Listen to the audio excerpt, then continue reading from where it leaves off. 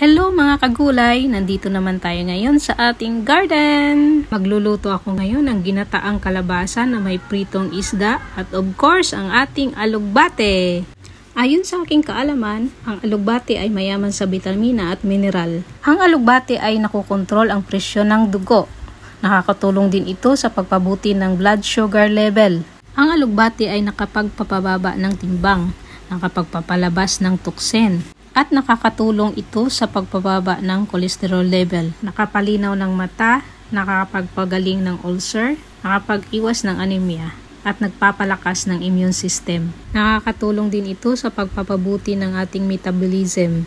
Pagkatapos ko hugasan ng alugbati, nag-init na ako ng tubig sa wok at nilagay ko na ang sibuyas, bawang at luya. Sunod ang kalabasa. Hindi ko na ito ginisa dahil nagpapapayat ang ating dunya buding. Takpan at pakuluin hanggang sa lumambot ang kalabasa.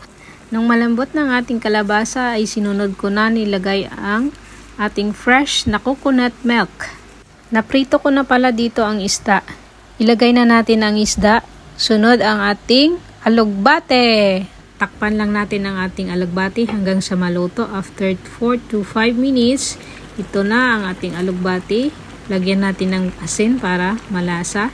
Charan! Ready to serve na ang ating gulay. Isi-serve na natin ito kay Dunya Buding. Titingnan natin kung pasado para sa kanya. Mainit pa guys, mainit.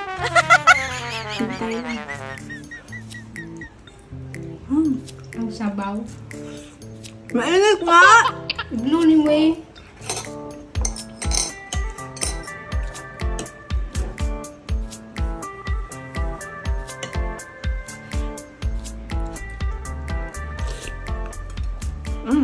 Tama sa nag-diet.